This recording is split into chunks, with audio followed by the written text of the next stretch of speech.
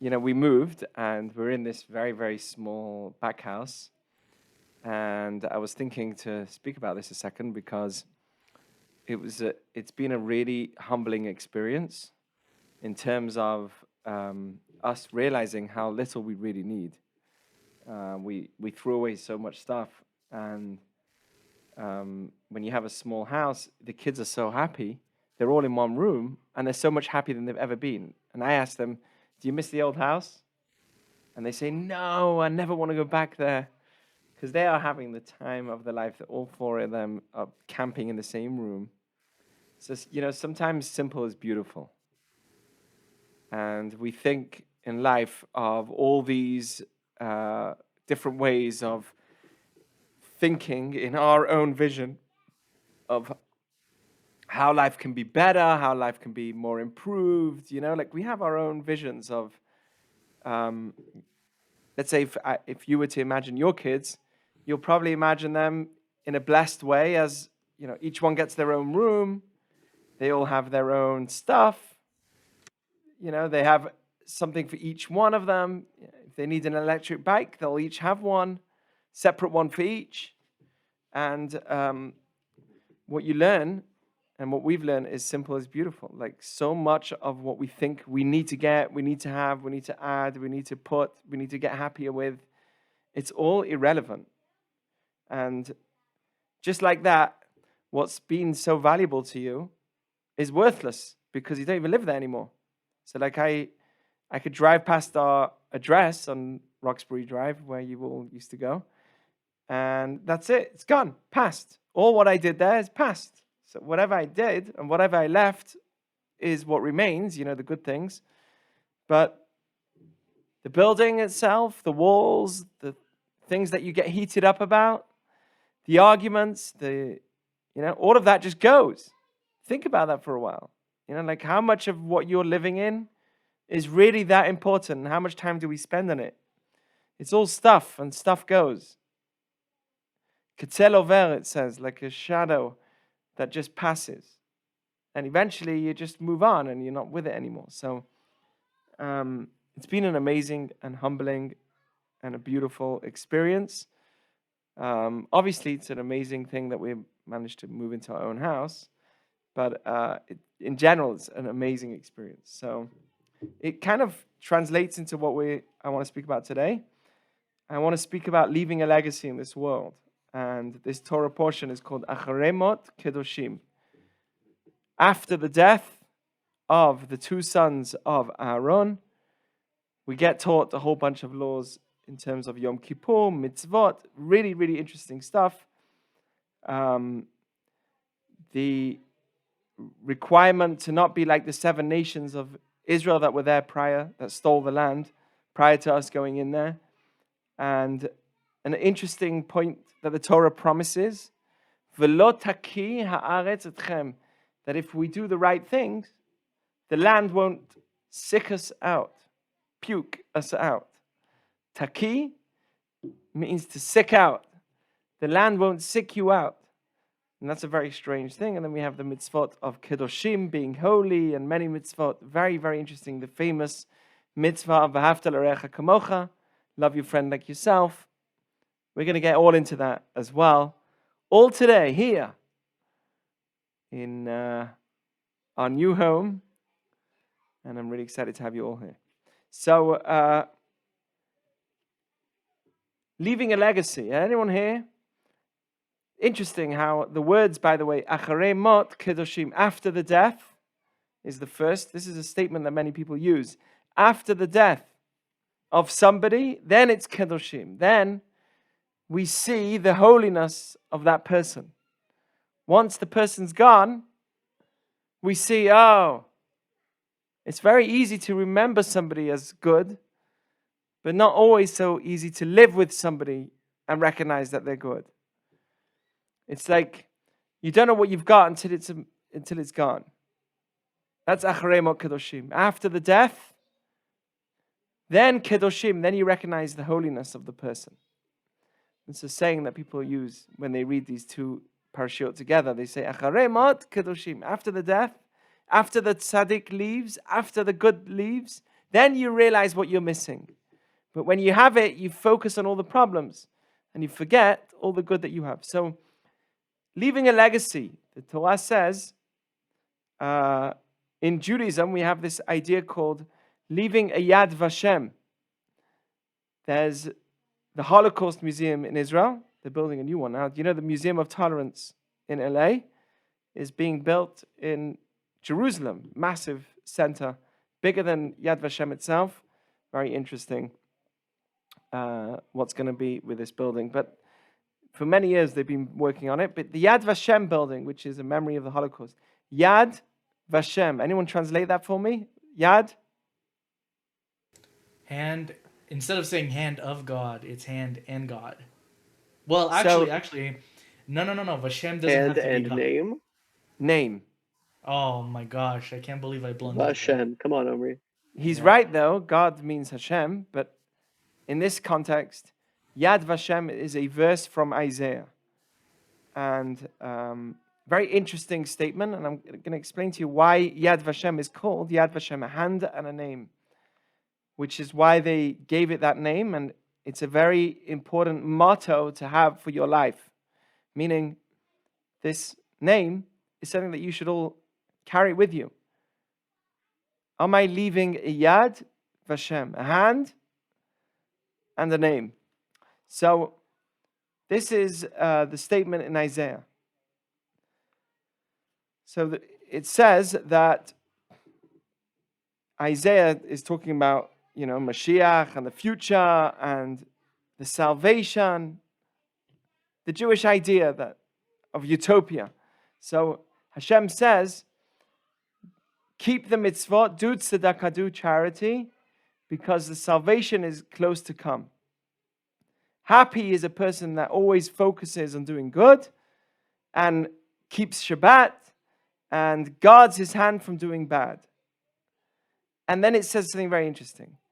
This is in Isaiah 56. V'al yomar ben hanechar, a non-Jew or a convert should never say, being close to God, what's the point? Havdeli avdileni Hashem me'al amo. Well, Hashem is surely going to separate me from the rest of the people because I'm different. And then it says also, V'al yomar saris, a person that can't have children should never say, I am a tree that's dead, a dried up tree. A person that can't have children, a saris, should never say, I'm a dried up tree. What use am I? God says to those that feel that they have no future, the ones that do the right things, keep the Shabbat,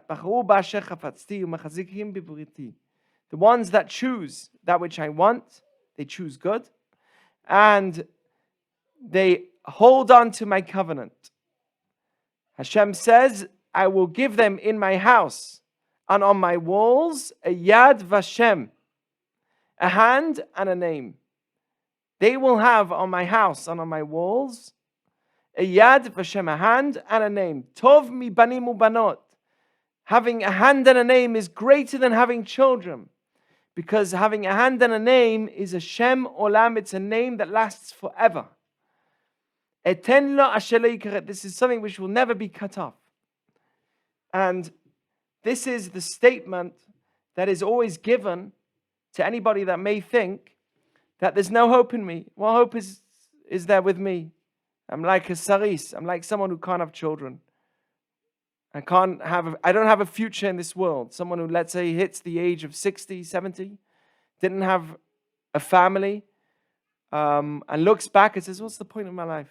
What was the point of all this? Hashem says, no. You can leave a Yad Vashem.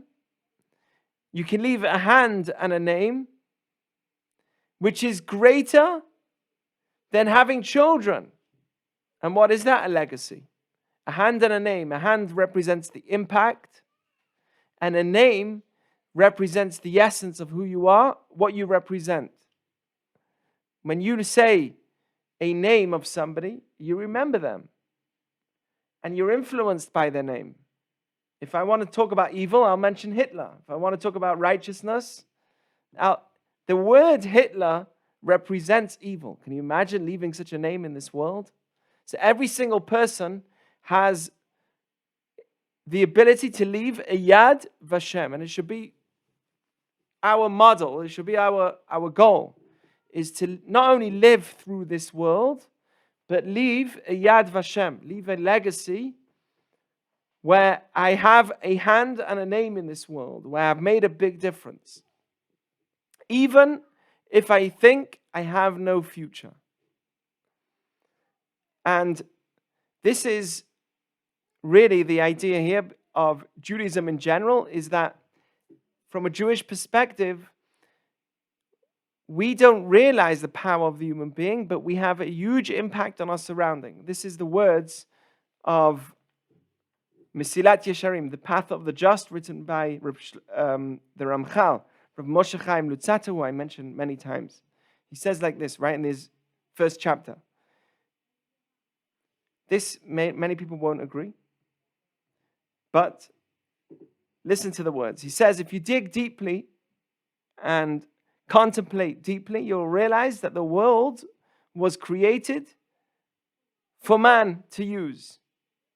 However, wait, before you jump and say, I don't like that, listen carefully. So the world was here for your use. You have the ability to use this world. However, it's on a tremendous crossroads. It's on a great weighing scale. Because in one hand, if a person is drawn after this world too much and uses this world to a point which distances him from God, then he is destroying himself and he's destroying the world with him. If someone overcomes his temptations and clings to Hashem, does the right things, does what Hashem wants from you, uses the world only to help him further his goal, which is coming close to Hashem and giving Hashem's light to the world, he rises himself and the world will rise with him.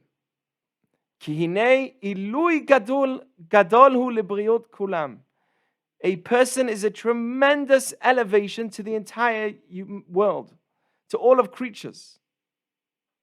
Only on condition he uses the world. If he uses the world to sanctify and glorify God's name.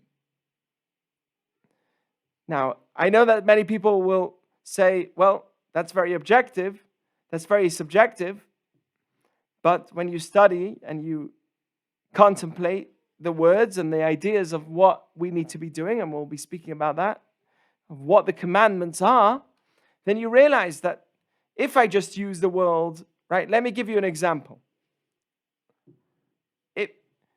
I'll give you an example. If I use the world just for my benefit, so that I can consume, then I'm going to be very bad for my society, for my environment. Both in many areas. I'm going to be a person that consumes all the time, is bad for the environment. I'm ignoring my surroundings, ignoring everybody else. All I care about is myself.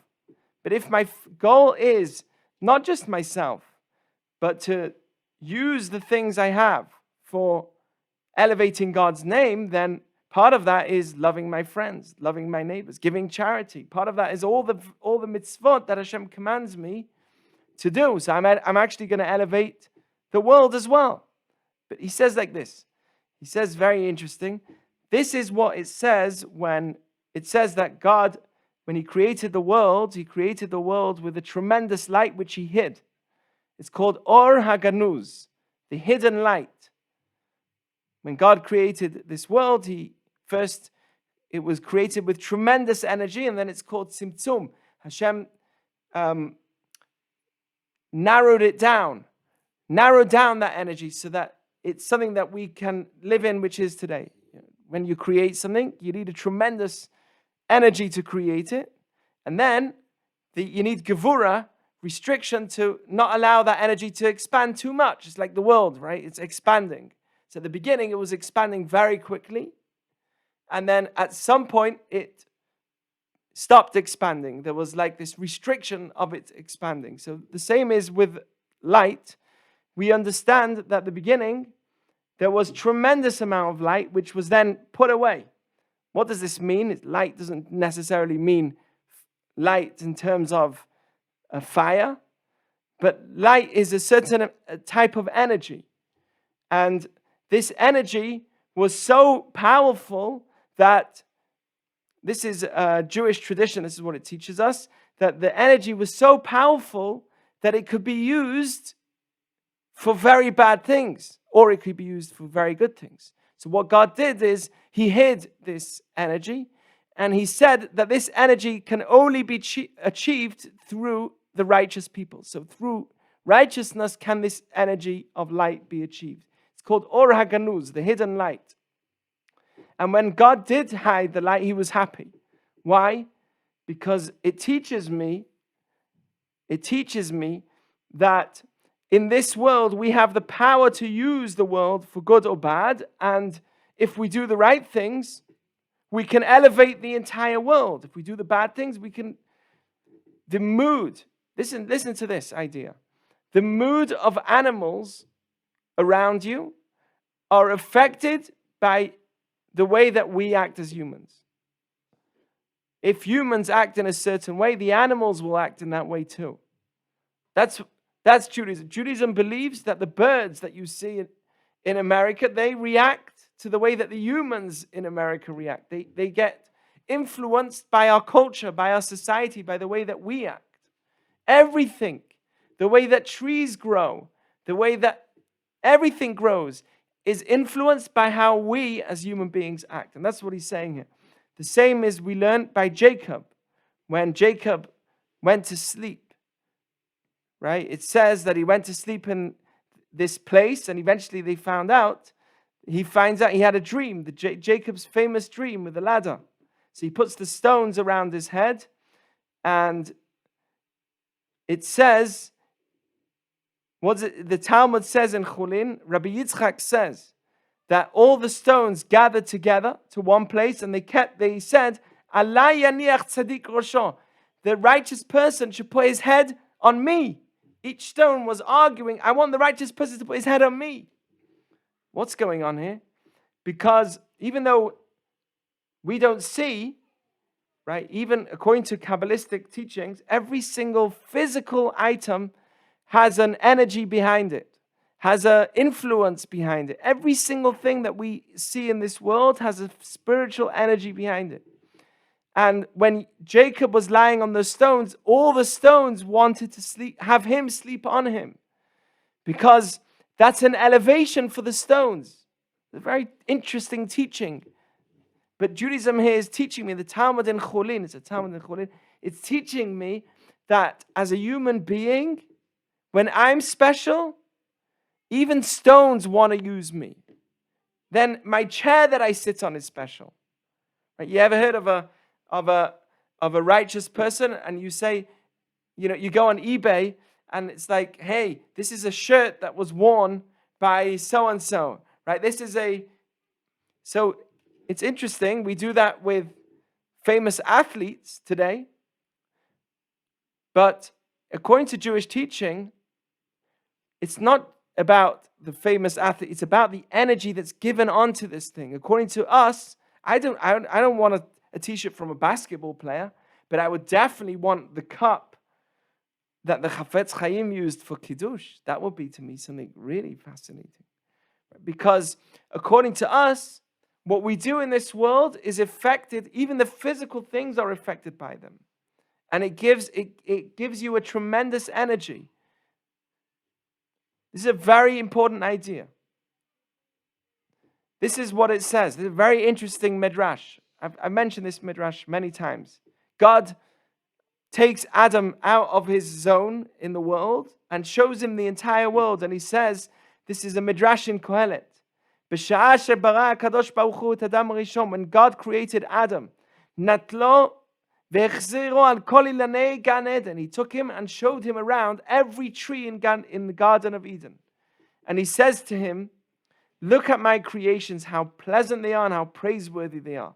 And all that I created is for you. Be very careful that you do not destroy my world. This is the idea that I want to get to, which is that according to us, I don't just live in this world, but I also elevate the entire world around me. The stones, the walls, the home. Have you ever heard of the idea of a spooky home? And you're wondering what's going on? It's a home that someone else lived in that didn't do the good things in there. The energy has been absorbed into the worlds. The Talmud says even the walls listen.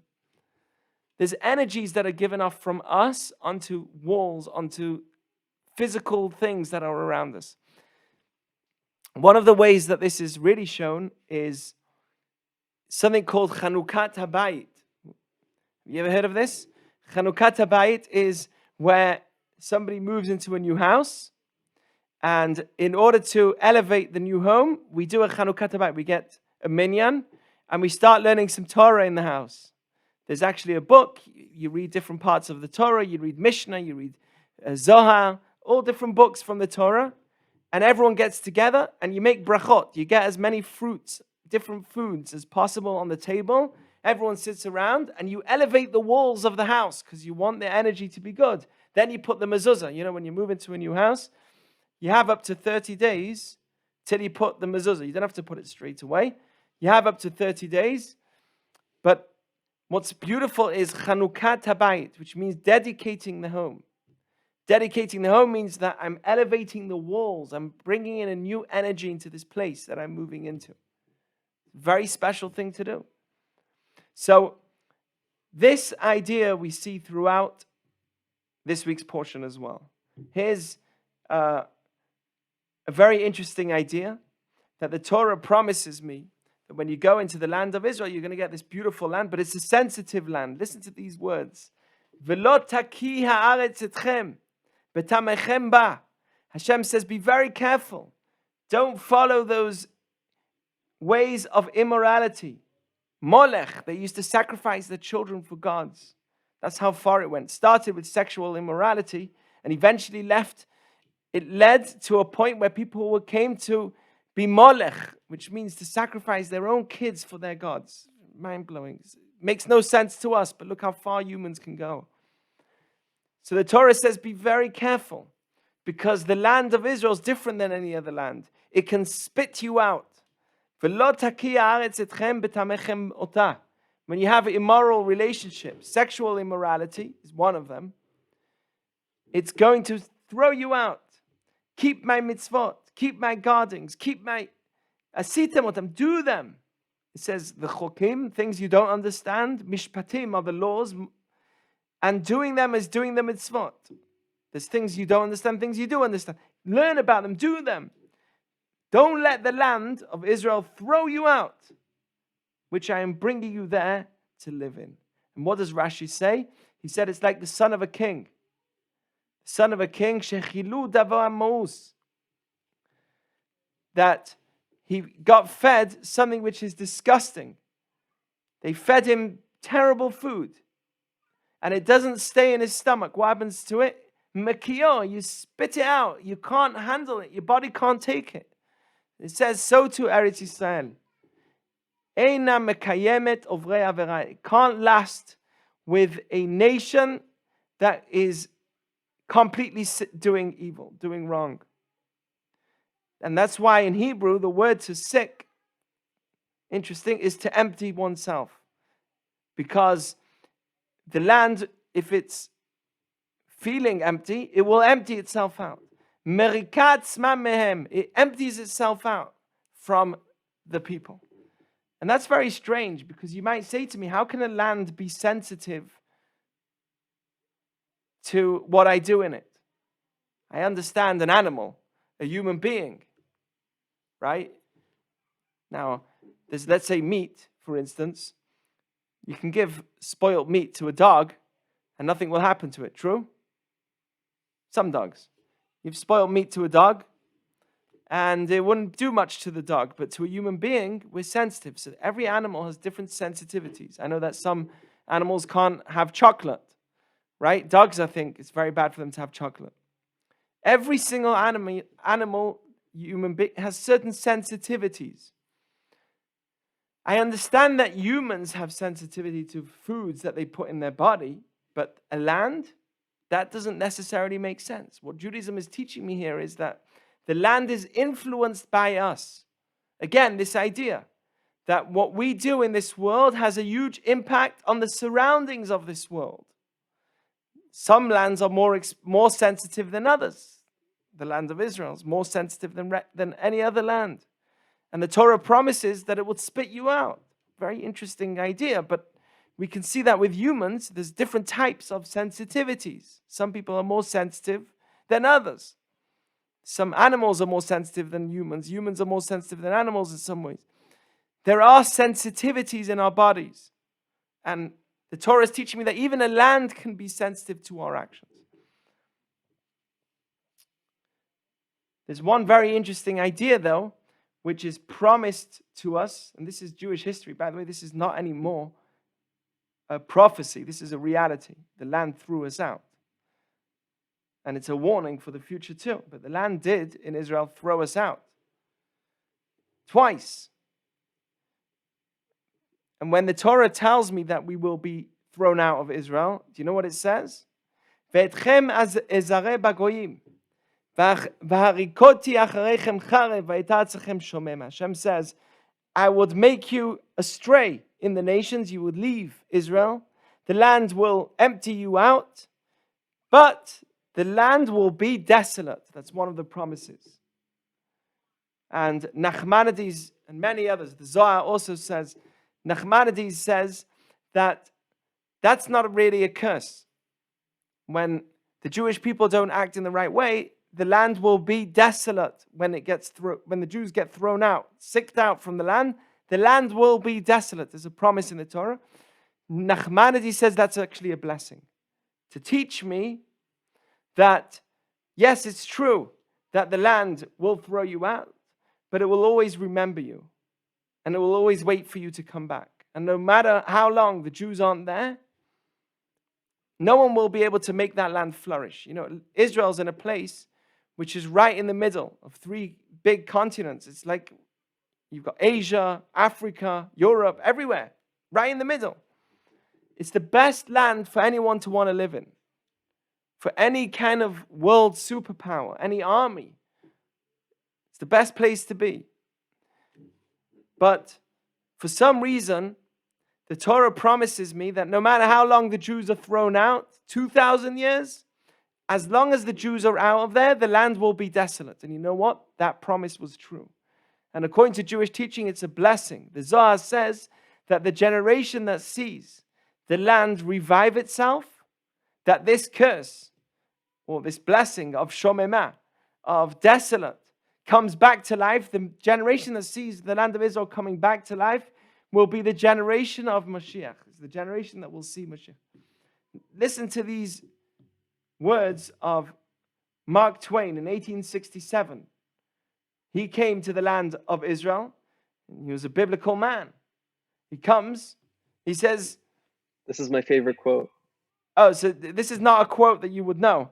It's not the famous quote. But he comes into the land and he says, the further we went, the hotter the sun got, and the more rocky and bare, repulsive and dreary the landscape became. He's like shocked. This is the land of milk and honey?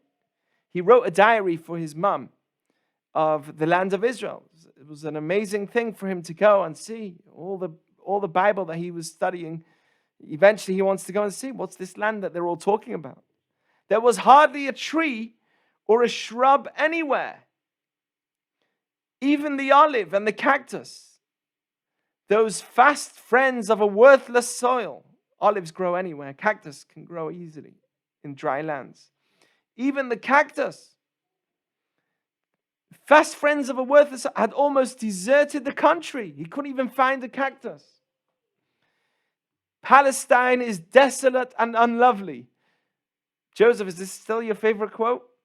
And why should it be otherwise? Can the curse of God... No, it's a different one. Yeah, I know. Can the curse of God beautify a land? Listen to these words. Only he made a mistake. It wasn't a curse. Nachmanides explained this wasn't a curse, it was a blessing. That God promised that as long as the Jews gets thrown out, I'm going to give you a sign that I'm waiting for you. And the sign is that the land will be desolate. Because if another nation can go in there and make that land flourish, then that will be a sign that maybe we're not for that land. Someone else could do it better than we can. But for all that time, the land remained desolate. Now that's a very hard thing to promise. You can't. One of the wonders of Jewish history, if you know about the 7 wonders of Jewish history, one of them is this. How can you make a promise that in the future I'm going to send you to Israel, and in the future when you get there, you better behave, because if you don't, the land will sick you out. And if it does sick you out, the land will be desolate. But as long as you're there, it's going to be a land flowing with milk and honey. And look how these past 70 years, once the Jewish nation returned, how much of a flourishing country that place is. It's amazing. With all the wars and all the problems that people are giving it, the land is flourishing. Vegetation has come back. We are the role model for drip irrigation and farming. How you turn a deserted land into a land that flourishes, that almost gives itself all of its vegetation. We export now our vegetation. It's insane. So what's going on here? And that's the idea here. The idea here is that we as human beings sanctify our surroundings. That's called Kedusha. We have to know that wherever we go, we leave a Yad Vashem. We leave a hand and we leave a name. We leave a Roshem, in Hebrew it's called, an impression. And the question is, what impression are we leaving? Because we're not here forever. At some point, we're going to move from wherever we are. But the impression that we leave, that stays on forever. So, one of the big questions that people ask is, what does that mean? Like, how can you say that some places are more... This actually does answer this question, right? People have asked me, how can you say some places are holier than others? Let's say the Kotel, the Western Wall. How is that place holier than the bathroom? If God is here, if God is there, if God is truly everywhere, then everywhere is holy. How can one place have more holiness than the other? And the answer is because in this world, God gives us the power to bring in good energy. But we have to be the people that give off that right antenna to receive the energy. And what is the antenna? Good vibes. If you have the right vibes, you can. That's why, by the way, according to Jewish teaching, prophecy, wisdom is all to do with happiness. If someone's happy, content, they can have a level of prophecy. If they're happy, they can have wisdom. There's a blockage in the brain as soon as somebody's unhappy. If you're unhappy, it has a blockage in the influence of the energies that you could be receiving. And the walls, the buildings, everything is influenced by the energy that we give off. We might not see it at first. We think, oh, this is the same building as anywhere else. But the energy isn't the same. And that's why some places can be holier than others. It's because of the energy that we humans bring into that place. So that's what Kedusha means. The same we learn by Jacob. What does it say by Jacob? Vayetze Yaakov, vayelech Harana. It says that Jacob left from Be'er Sheva. When That's he my was, bar mitzvah parsha, Rabbi. Oh, perfect. So we know that when... Harana. Right, he went towards Haran. Why did he leave Israel? He left because his brother was trying to kill him. And Rashi says he left from Be'er Sheva and he went to Harana. He went somewhere else. When you tell me, right, where someone goes, you tell me where he's going to. I know where he's going from because I know him. Joseph, you're leaving. You're going to visit Israel. So you tell me I'm going to Israel. You don't tell me I'm going to Israel from LA. I know that. That's where you live. So what's it telling me that he left from Be'er Sheva, from Israel? We all know where he was from Why is it telling me that? And the rabbis teach us, Magid, she'itziat tzadik min hamakom oseh roshem. When a righteous person leaves a place, it has an impression on the place. Because as long as the righteous person lives in that town, hu hoda, hu ziva, hu hadara, he's the glory, he gives splendor, and he gives beauty to that environment. You see all these words, glory, splendor, beauty. Obviously there's much more depth to it. But all of these are vibes. You hear that? These are feelings that you give. It's an environment. It's the atmosphere that's permeating from you, that's given over from you to others, right? Glory, splendor, beauty. These are words of like, wow, right? When a righteous person leaves, they take with them, to a certain extent, the glory, the splendor, the beauty of what they've influenced in that place. They cause a tremendous amount of influence on the place that they're in. That's what it says also in Tehillim, in Psalms. I say this many times, but I'll say again, and I'll bring the Midrash, which says it. Acharei ha'ish asher lo halach ba'atzat rashaim. Happy is a person who doesn't go with the advice of the wicked. He doesn't go in their advice. Doesn't say he doesn't go with them. He doesn't go with their advice. Uvederech chata'im lo amad. He doesn't stand in their path, in their way. He doesn't stand with them. Uvmoshav letzim lo yashav. And he doesn't sit with them. And when it says doesn't sit with them, it says doesn't sit with them in the past, even when they're not there. Lo yashav. He didn't sit, right? Moshav letzim lo yashav, even though they're not there anymore. Very interesting statement. This is what the Midrash says. Happy is a person that doesn't go in the advice of the wicked. And doesn't stand with those that do wrong. And those that mock, letzanut in Hebrew is mockery. There's nothing wrong with having humor. There's something wrong with mockery. Mockery is where you take somebody that's serious or something that's serious and you make a joke out of it. Okay, so, like taking somebody on, making a joke for the whole community to laugh at on the expense of somebody else. It's unfair. You find somebody that's falling on the street, you take his video and you publicize it. It's unfair. That's called making a mockery, because you're taking something that's serious, someone's life that's serious, or taking an idea from the Torah that's serious and making a joke out of it.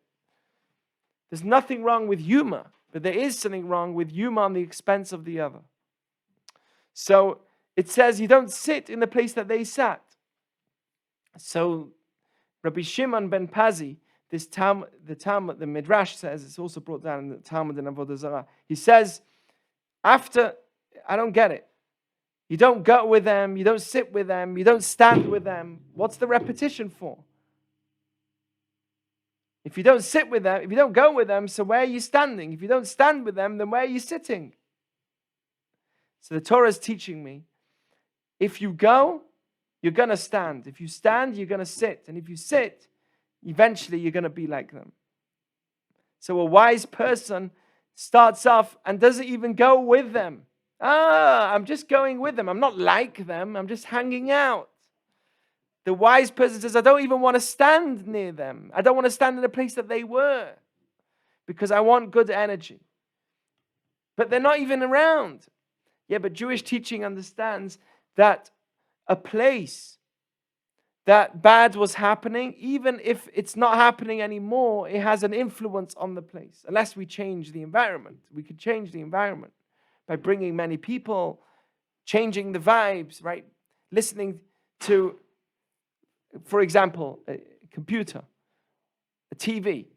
That could be used for very good things. It could be used for very bad. I don't think it's good or bad. It depends on what you're going to use it for, right? And if you know that you can't trust yourself with it, then that's another discussion. Then it is bad either way. But a person needs to know that we have the ability to transform us around the physical reality of the things around us. So my clothes, I have a white shirt, and I'm sure some of you also have another white shirt somewhere in your cupboard. But your white shirt's different than mine because it belongs to you and you've worn it. My white shirt is different to yours because it belongs to me and I've worn it. Every single thing that you wear has been influenced by you and by how you act. It's a very interesting idea, but that's one of the ways and ideas or the mottos that we need to have is what Yad Vashem, what legacy am I leaving on my surroundings, on my home, on my clothes, on my food, on my everything around me, not just on me, but what impression am I leaving on my surroundings? Am I leaving a Yad Vashem? They said this about this Holocaust because so many people left this world at a young age, and many said, oh, what kind of life did they have? You know what? Some of them left a legacy that's much greater than we have left. Much greater than many other people have left. Olam hafuch ra'iti, like the famous Talmud says. When one rabbi went to the world above, they said, what did you see? He said, I saw an upside down world. The people that we all think are special in this world are not necessarily special. And the people that we think are just commoners on the side of the street are extremely special. We don't know the truth behind every single person. Some have no money and they are committed to giving a small amount based on their income, a small amount of charity. Some have a tremendous amount of money and give no charity. We don't know the story behind each person.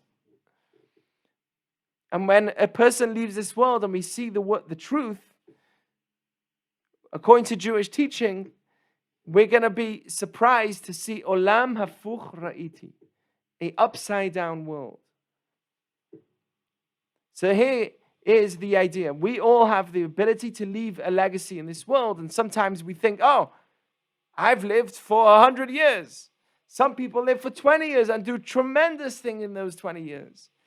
What matters more than anything is the Yad Vashem that we leave in this world. Because what's the difference between 20 and 30 and 40 and 50? It's all very short anyway. Everyone lives for such a short time. How long do we live already for? But the impression that we leave, that lives with us forever. That's the Yad Vashem.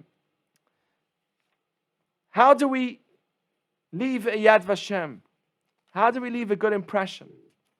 I'll finish off with some of the mitzvot, some of the mitzvot in Kedoshim in this week's Torah portion as well, called Kedoshim, being holy.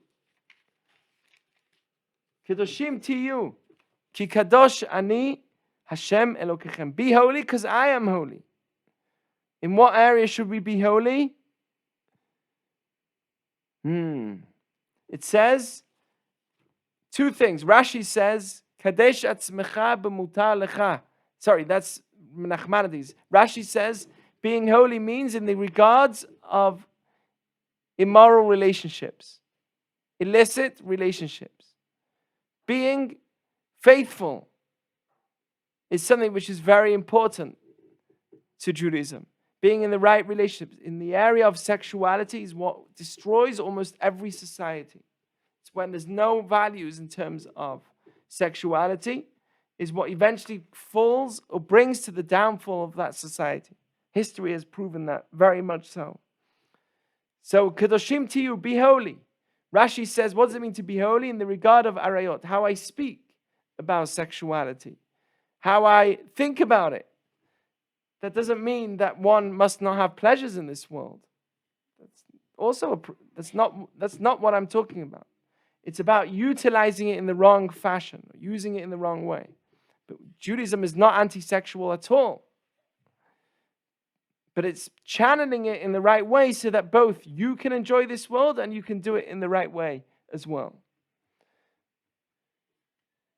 Rashi says that being holy means to be holy in regards to sexuality. Nachmanides says, Kadesh atzmecha b'mutar lecha.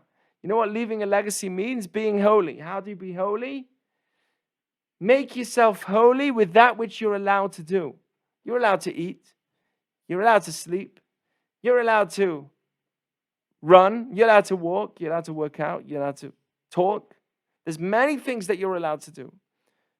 As much as people think that Judaism has a lot of laws, there's many things that it doesn't have laws about. You're allowed to do many things. But even that which you're allowed to do, somebody needs to make themselves special. It's true that you're allowed to eat, but no one says you need to eat like that.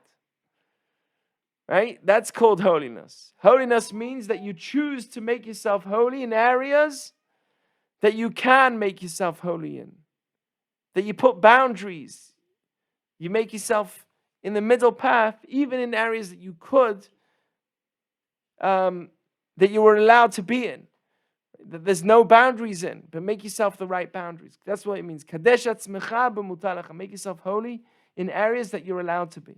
I think that's one way of really leaving a legacy. It's making you distinguished, special.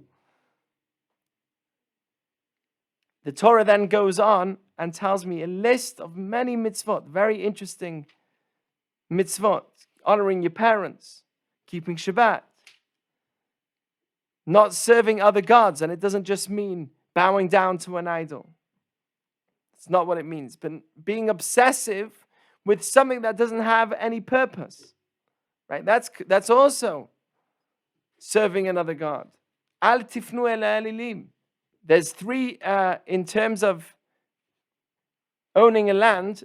If you owned a farm, which used to happen with most people, there were three mitzvot: leket, shichicha, and peah. Leket is that if you're gathering your harvest and you're benefiting from all that's growing in your land, leket is as you're gathering it, some of the grains or the wheats, the stalks of wheat, there's a certain number that if they fall on the ground, you leave them for the poor. So the poor can come to your field and enjoy from it. It's a very important thing. A person must not enjoy this world without having anything that you're giving to others. It's a big problem. If somebody's just living this world for accumulating stuff for themselves, one of the ways of being special is leaving for others, giving, tzedakah. And even within tzedakah, there's many laws. Peah, you know that they used to, if you owned a field, you used to leave a small corner of the field for the poor. That if the grains fell, you'd leave that for the poor. Shichacha, areas that you forgot to harvest, that's for the poor. There's another law. Very important. This is what's going to make you distinguished, special, holy. Lo ta'asok velo talin. You know this mitzvah? Lo ta'asok et re'echa velo tigzol lo talin pu'ulat tzachir itcha ad boker. Listen to this. You can't cheat in terms of work. That's how many hours you worked. You can't say, hey, you worked for 11. No.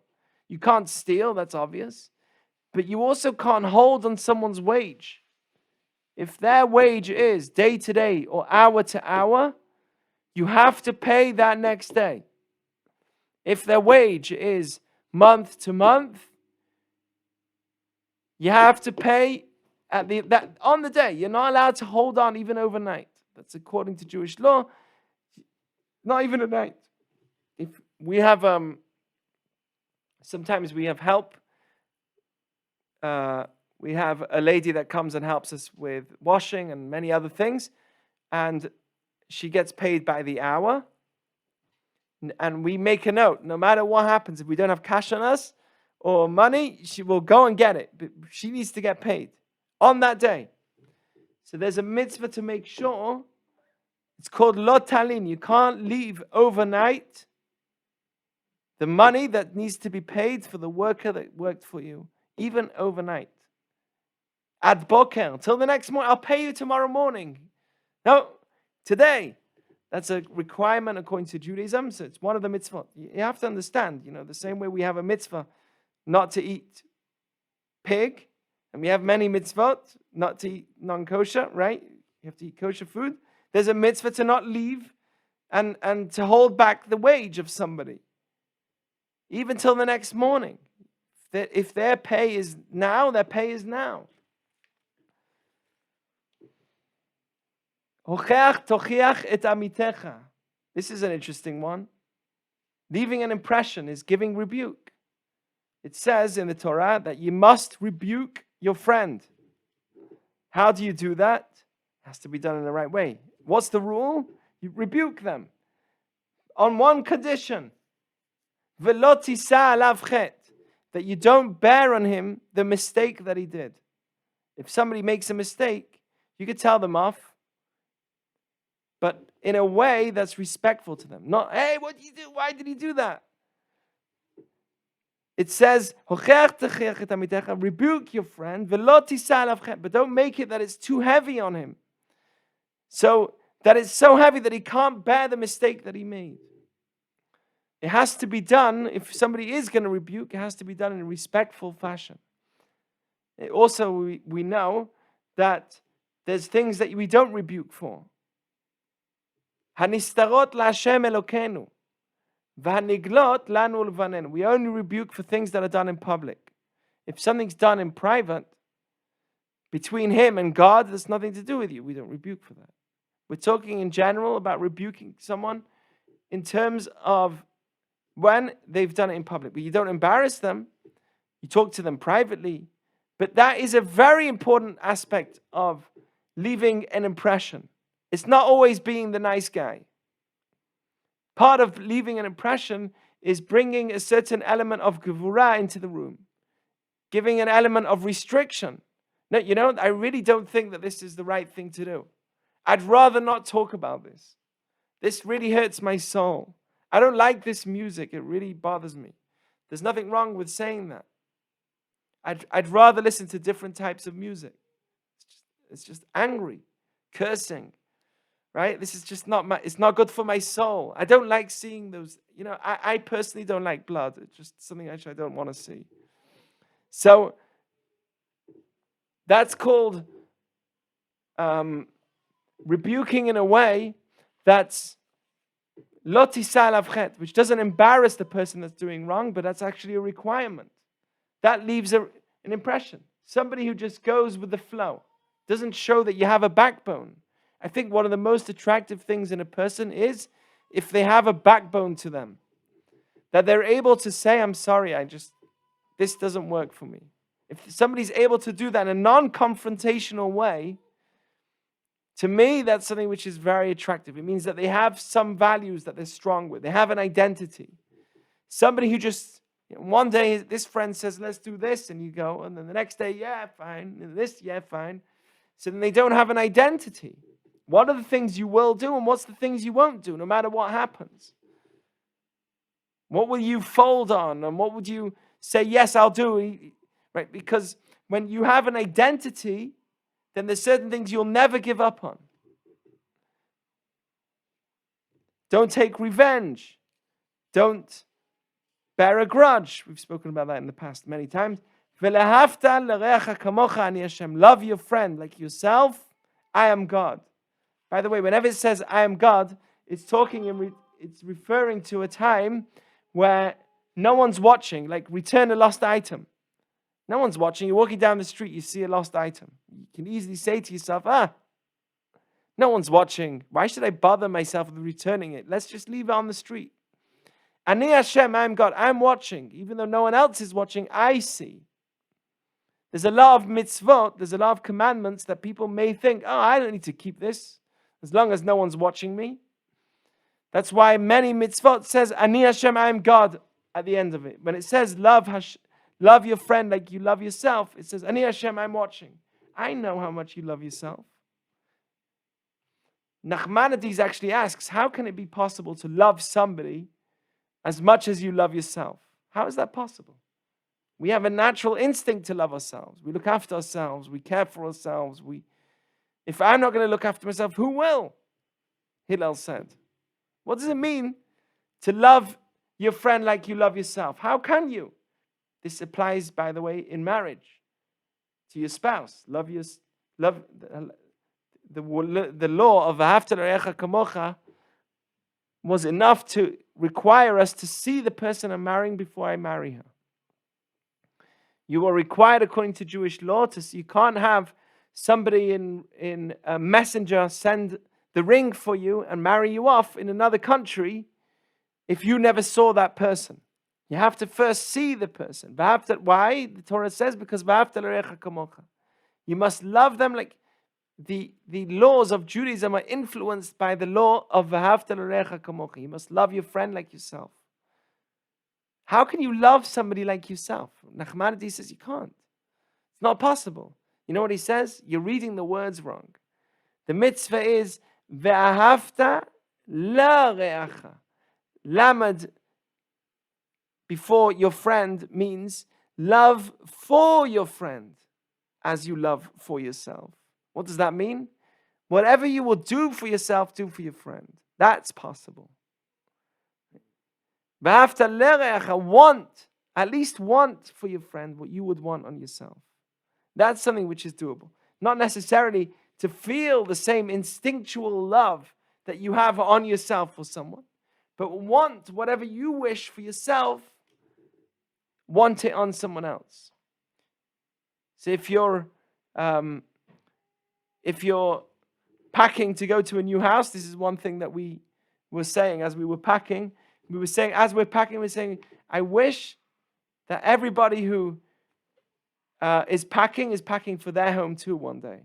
Everyone, we blessed not only that we are able to have a home, but I wish and bless that everyone should be able to pack their own home and go in their home, build a family.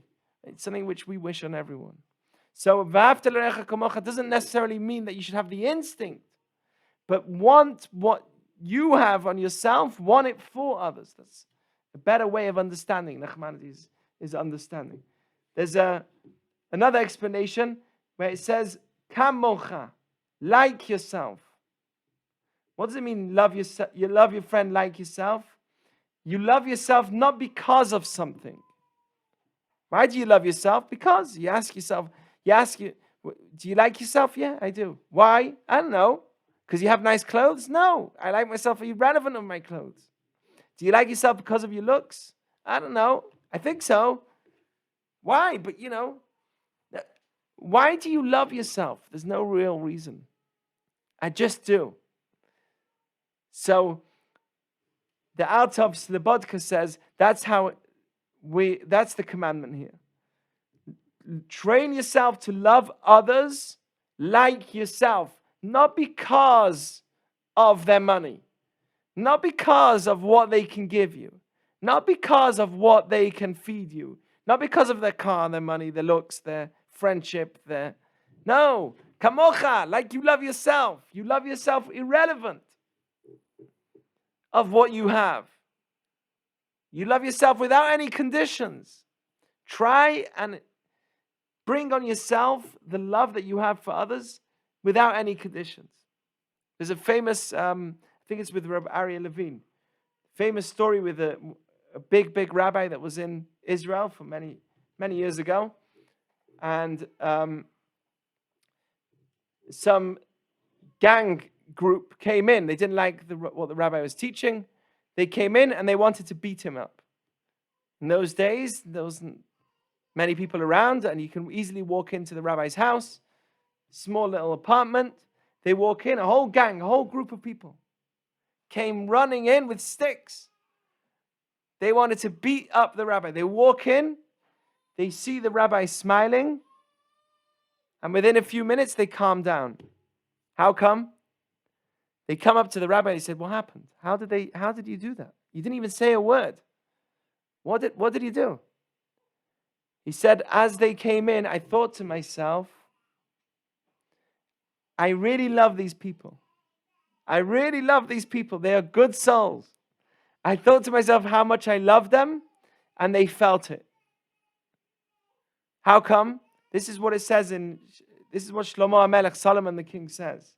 He says, Kamaim lepanim el panim, kach lev ha'adam la'adam. Just like water reflects the face of a person to a person, right? Just like when you put your face by water in the dark, right? You see your reflection. So too, from one heart of you to another person's heart. Kach lev ha'adam la'adam. Your heart is a mirror to somebody else. Somebody feels how you feel. Just like when you look in the mirror, You see your face and you're like, wow, the water's reflecting me. Well, so too are people reflecting you. When people see you and they see how you talk to them, they feel those vibes. And when this rabbi was looking at them and saying, I really love them without any strings attached, they felt that. That's Lev ha'adam la'adam. They felt from heart to heart like a reflection. They felt his energy. Anyway, so my blessing is that we all leave a tremendous influence on this world.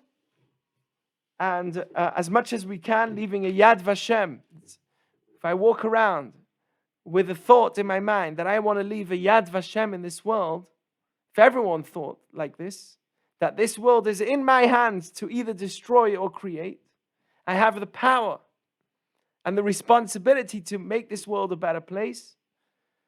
And it's all for me to make it better. It was created for me to influence. That's a tremendous responsibility. And I have the power to change this world, to bring good into this world, to leave a legacy, to be kadosh, to be holy, in all the areas that we spoke of. Then a person can really make a change and a difference. Leave a Yad Vashem, a hand and a name, and that will be good for you, for your soul, and for everybody around you, including the walls that are listening and watching all of your actions. Are there any questions, thoughts, ideas, something you want to share?